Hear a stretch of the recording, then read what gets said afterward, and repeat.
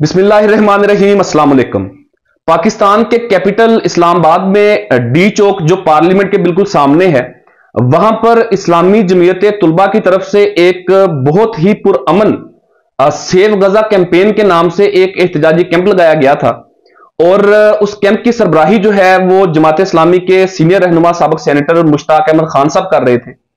इस कैंप के अंदर नाज़रीन जितने भी शुरका थे, मैंने अपनी आंखों से देखा, मैंने उसको कवर भी किया। वहां पर अक्सर व बेशतर चक्कर लगता था।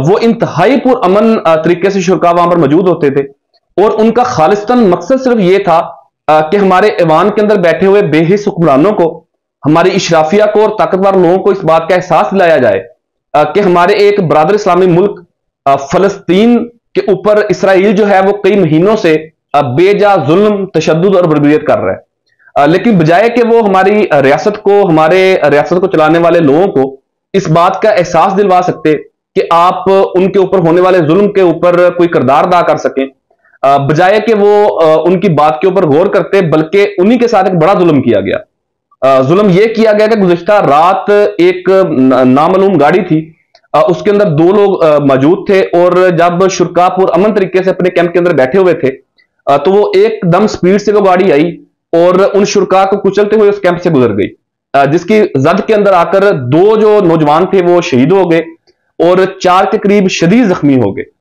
ये नहीं हुआ कि वो गाड़ी वहां से कुचलते हुए निकल गई और पकड़ी नहीं गई, बल्कि वो गाड़ी एक तरफ से आई, उन्हें कुचलते हुए दूसरी तरफ चली गई और वहां पर वो चंद सेकंड के लिए खड़ी हुई। वहां पर चूंकि लॉ एंड ऑर्डर के हवाले से पुलिस मौजूद होती है, तो शुरका ने शोर मचाया। सेनेटर मुश्ताक अहमद वहां पर मौजूद थे। उन्होंने शोर मचाया कि जी इन्हें पकड़ें, इन्हें गिरफ्तार करें, इन्हें रोकें। लेकिन पुलिस वहां पर टस से मस नहीं हुई, वैसी की वैसी ही खड़ी रही। फिर वो गाड़ी चंद सेकंड के बाद दोबारा दूसरी साइड से आई और फिर उस कैंप से होते हुए गुजर गई और वहां से वो तेज रफ्तार के अंदर गायब हो गए। इस सारे वाकये के अंदर जो दो नौजवान शहीद हुए, उनमें एक का ताल्लुक आजाद कश्मीर से था। ये तस्वीर आप स्क्रीन के ऊपर देख रहे होंगे। इनका नाम जो है वो रुमान था और ये इस्लामी यूनिवर्सिटी इस्लामाबाद जो है, इस्लामी यूनिवर्सिटी इस्लामाबाद जो है, वहां पर ये जेर तालीम थे। इसके साथ इनके जो दूसरे साथी थे जो शहीद हुए, उनकी तो हालत जारी तौर पर इस तरह से थी कि वो टायर उनके ऊपर से गुजरा और उनकी शनाख्त भी नहीं हो रही थी। इसके अलावा 3 जो शदीद जख्मी हुए नौजवान, उनमें एक का नाम तलहा इलियास है, दूसरे हमाद हसन है और तीसरे फैसल हयात हैं। ये नाज़रीन सूरत हाल पेश आई कल रात डी चौक के अंदर। और डी चौक कोई इंटीरियर सिंध के अंदर नहीं है, कोई जनूबी पंजाब के अंदर नहीं है, कोई बहावलपुर के साथ चोलस्तान का कोई बैकवर्ड एरिया नहीं है, बल्कि ये पाकिस्तान के कैपिटल यानी कि इस्लामाबाद का इंतहाई हसास इलाका जो है, वहां पर ये सूरत हाल पेश आई। लेकिन इससे भी जो बड़ी ज्यादती है इन शुरका से, इन शहदा के वुरसा से, वो ये है कि पुलिस ने कई घंटे गुजरने के बाद तक भी FIR दर्ज नहीं की थी। जब उन्होंने इस बात की कॉल दी कि अगर आप FIR दर्ज नहीं करेंगे तो फिर हम मूव करेंगे पार्लियामेंट की तरफ, तो इसके ऊपर फिर पुलिस ने जो है वो थाना बाराकू के अंदर एक FIR दर्ज की। ये आप स्क्रीन के ऊपर देख भी रहे होंगे।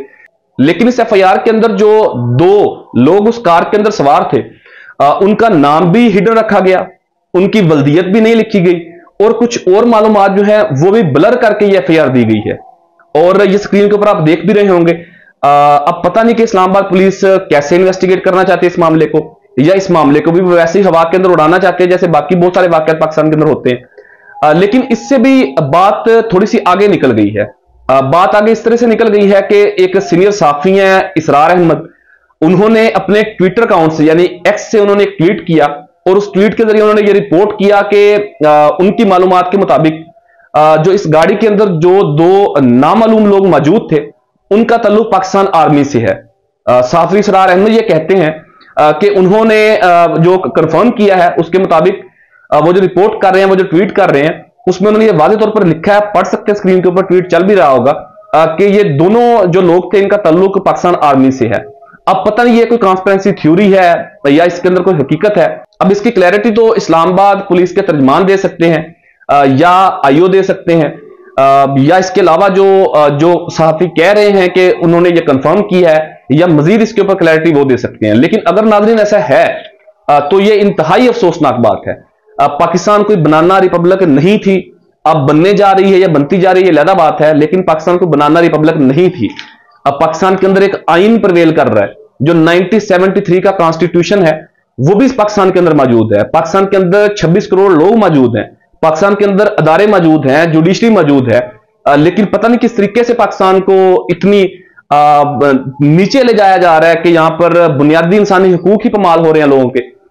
इसका भी ख्याल नहीं किया जा रहा। और वहां पर जो एहतिजाजी कैंप था वो खालिस्तान था ही फलस्तीन के लोगों के लिए। अगर आप उनके लिए कुछ कर नहीं सकते, अगर पाकिस्तानी कौम कुछ करना चाहती है, उनके साथ इज़हारे हमदर्दी करना चाहती है, तो आप उनको जान से तो कम ना मारे। क्योंकि बानी पाकिस्तान कायद-ए-आज़म मोहम्मद अली जिन्नाह का जो कौल था फलस्तीन के हवाले से, वो शायद ये लोग नहीं जानते।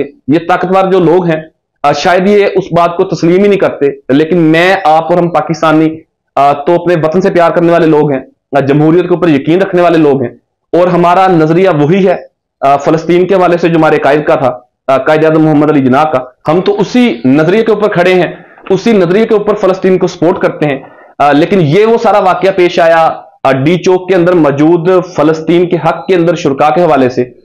इस हवाले से मजीद जो पेशरफ्त होगी, मजीद इसके अंदर जो इन्वेस्टिगेशन होगी, उसके हवाले से जो भी रिपोर्ट आएगी, वो दो नामालूम लोग कौन थे, उनके हवाले से जो भी डिटेल आएगी, इसी प्लेटफॉर्म के थ्रू मैं आप तक जरूर रखूंगा।